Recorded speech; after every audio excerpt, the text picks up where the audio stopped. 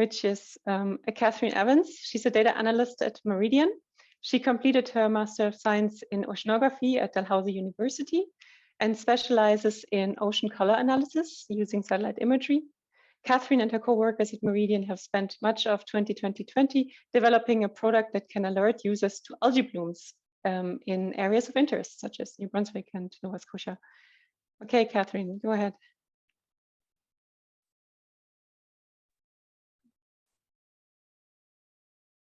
Hi, everybody. Sorry, I was just grabbing a glass of water right before I spoke. Hope you're all doing well today. I'll just get my screen shared as well. Here we go. All right, can everybody see me and see the screen? Everything seems to be working? Yes, everything works. Great. Okay, thank you, Romina. Yeah, hi, everybody. So I started working here at MERIDIAN in the last 10 or so months.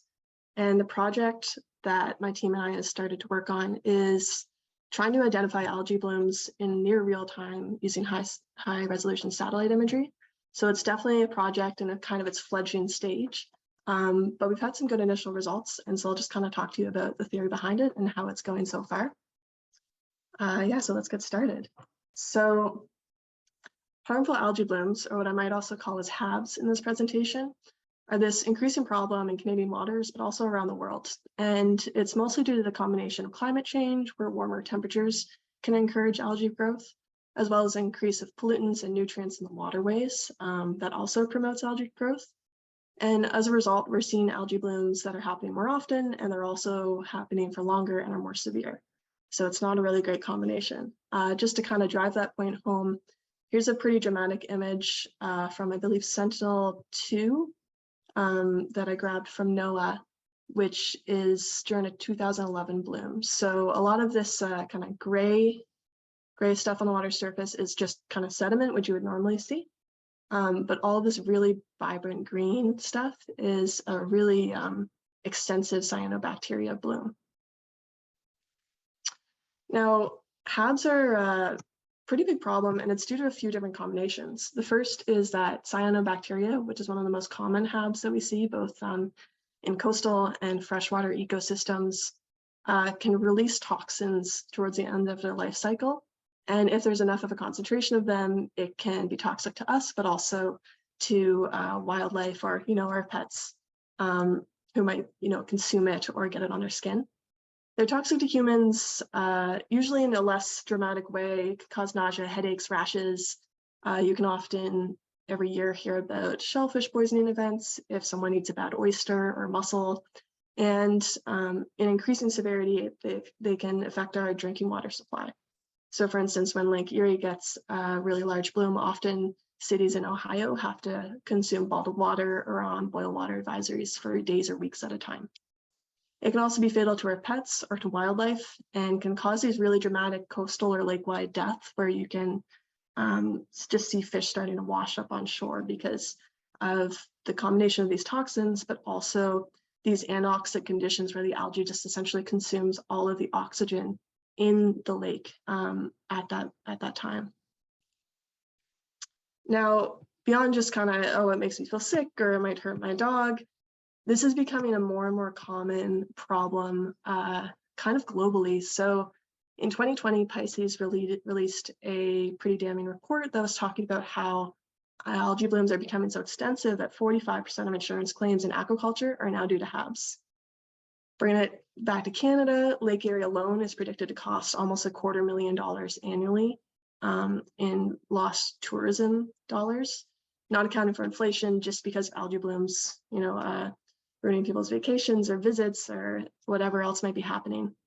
We're seeing rising costs in terms of public health sectors where, a combination of 85 cities in the States have spent over $1.1 billion in the past decade in order to prevent HABs or treat for HABs. And bringing it closer to MERIDIAN's home, at least, there's been an increase in blooms over the years where, last year we had 26 reported blooms across Nova Scotia. This year, that number actually exploded up to 69 blooms across the province. And blooms are more likely to reoccur after their first time. So in a lot of these lakes that have had their first occurrence recently, it's more likely to happen again in the future. Now, part of why we started to look into this problem is that current identification systems, often run by governments, are, they do their best, but they're usually quite inconsistent or can be kind of vague or out of date. So for an example, we have New Brunswick here, and so they'll give you like the date of the first time that a bloom is noticed, which is great, but they never actually take the bloom off the advisory list. So you could have a bloom in 2015 and never see another bloom again, but it will still be viewed as a high-risk lake, whereas other places could have multiple blooms a year and it's viewed as the same severity. And, we thought we have satellite imagery, we can probably have a more in tune observation system to help these kinds of reporting systems be a little bit more up to date. Now, our project plan was to use a combination of frequent satellite images that are taken through a combination of Planet, which is a commercial satellite company that gives about 3-meter resolution satellite imagery, and Sentinel, primarily Sentinel 2A and 2B at this point. And derive some band combinations that can highlight chlorophyll content, which is specific to cyanobacteria as they're a photosynthetic organism, and essentially highlight areas with abnormal chlorophyll signals. So this would be a really straightforward way to alert to a likely bloom. Now, this is something that was actually kind of mentioned in the last presentation, but lakes are much easier to study than the open ocean when you're kind of looking for a constrained study space. And we actually found a spot close to home called Darlings Lake in New Brunswick. And in the summer of 2021, it had this really consistent large bloom that was lake-wide throughout the water body. Darlings Lake, it's not a very large area, and it has a pretty consistent environment throughout the lake. So this was a really great study point. Beyond that, it's also fairly well monitored. We have multiple groups taking in-water measurements, as well as just citizen data and reporting that's often done. And so that became our study area. Now here's a true color Sentinel-2 image taken, I believe it was on August 14th, 2021. And then this is a map of the chlorophyll content throughout the lake. Just kind of really highlighting how much algae is up here in the northeastern portion and how little is down here in the southwest portion.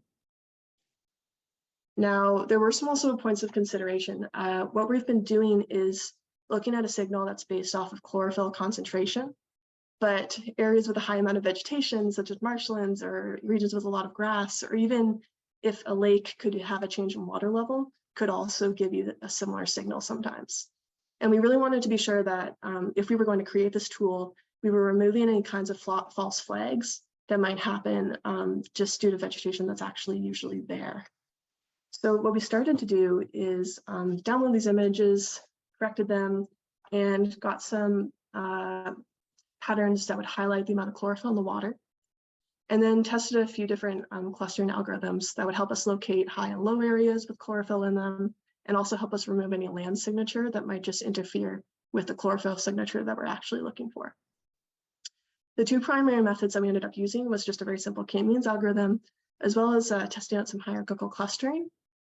And out of the two methods, we found that they actually had pretty accurate results in terms of being able to classify chlorophyll levels.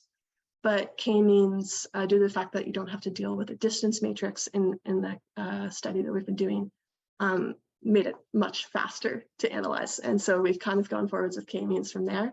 And so as I've stated before, this is a project in its initial levels, but we do have some initial results that we're pretty excited about. And I'll just kind of walk about this theory, the theory behind it before I just show them to you. Essentially what we've been doing is getting a time series of a bunch of days in which we know there's no bloom at all, and classifying all of them with k-means and getting a mean raster image. So I've got just a very simple little diagram here to show that. And from there you can compare a new day that you would be bringing into the data set against it to see whether there's an abnormal chlorophyll signal or not. So for instance, if we bring in a day that doesn't have a bloom at all, then the difference would be really minimal across the lake. But a day that might have a bloom would give you a really vibrant signal showing that there's something here that's not normally here. So here are some results that we've gotten from this initial test.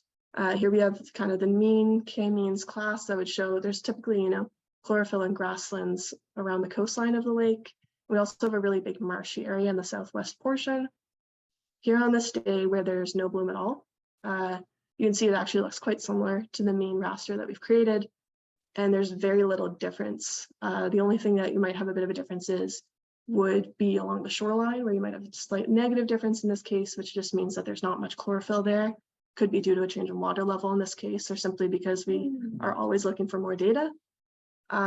Whereas here on the top, we have a really dramatic bloom going across the data set. And you can see, first of all, the extent of the bloom, but you're also not seeing a huge amount of highlighted areas in marshy regions where there is a lot of vegetation. So this has been a really positive initial result with this lake for now.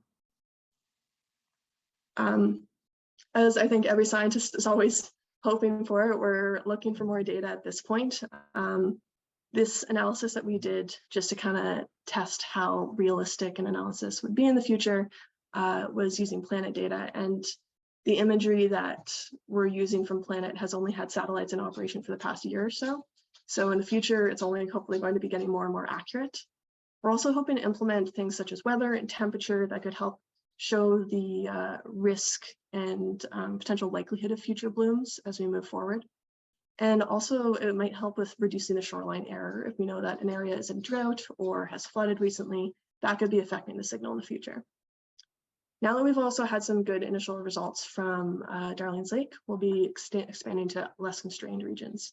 So this can be larger lakes as well as areas on the coastline and even in the open ocean.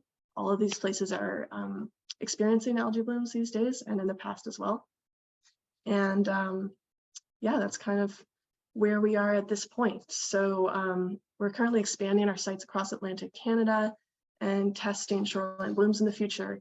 And we're also trying to connect with partners that have been monitoring in the past and are planning to monitor in the future in order to compare in situ measurements and fieldwork with imagery as well, with the final goal of creating an alert system that will be able to test all the criteria that we're currently putting into it and output a bloom alert if there's a likely bloom that's happened.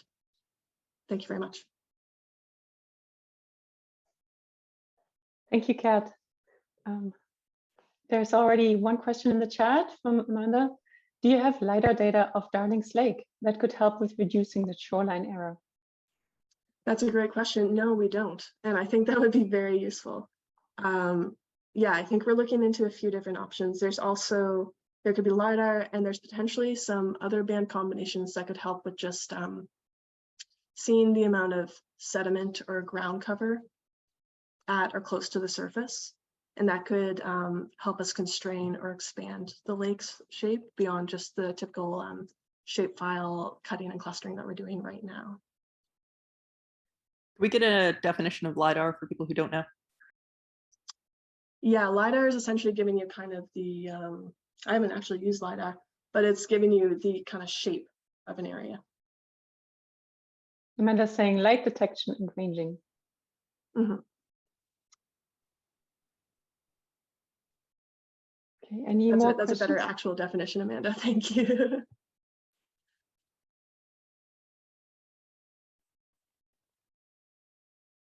I'll just throw it because we've got the minute here, sort of in reference to a question asked in the last one about procuring the satellite data.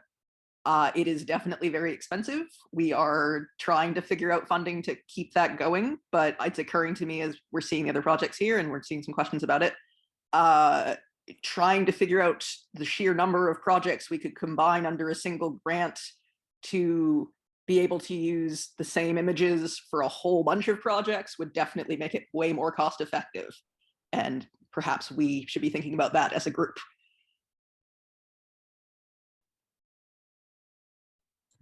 Yeah, Sarah, just on your point, I totally agree with you. Even with all of our satellite imagery data, like we think that you could see polar bears from there, you could see so much more, or if people would want to use satellite imagery for glaciers, that would all kind of be included in and around the areas that we're looking at.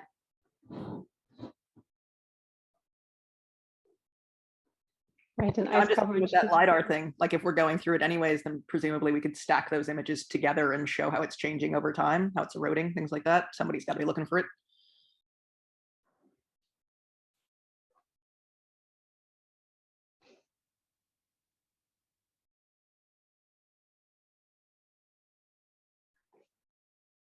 That's right. And some of